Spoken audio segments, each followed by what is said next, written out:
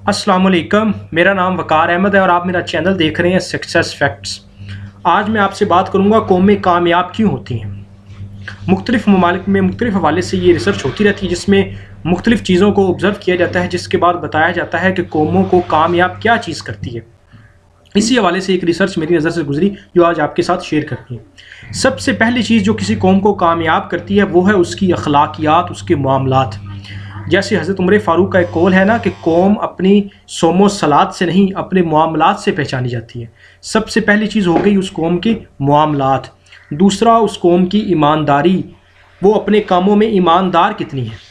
तीसरी चीज़ है उसकी सेंस ऑफ रिस्पॉन्सिबिलिटी, जो वो काम कर रहे हैं उसके अंदर वो अपनी ज़िम्मेदारी को कितने अच्छे तरीके के साथ अदा करते हैं।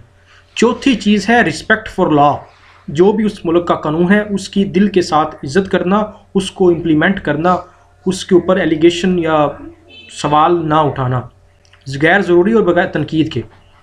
पांचवी चीज़ है respect to the rights of others, जो दूसरी अक़वाम वहाँ रहती हैं, जो दूसरे लोग साथ रहते हैं, उनके जो हकूक़ हैं वो अदा करना।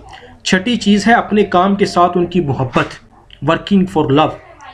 सातवीं चीज़ है उनकी सादगी, जैसे हमारा मज़हब भी हमें एतदाल का हुक्म देता है, इसराफ़ से बचने की तलकीन करता है। यही चीज़ है कौम को तरक्की करने के लिए कि वो इसराफ़ से बचे, सादगी अपनाए। आठवीं चीज़ है उनकी पाबंदी वक़्त, अपने वक़्त की पाबंदी करना। और नौवीं और आखिरी चीज़ है वो जो भी काम करते हैं उसमें कुछ अपनी तरफ से एक्स्ट्रा करते हैं, साथ कुछ प्लस करने की कोशिश करते हैं। ये वो 9 चीज़ें हैं जिसकी वजह से कोई भी कौम कामयाब होती है। आपके वक़्त का बहुत शुक्रिया।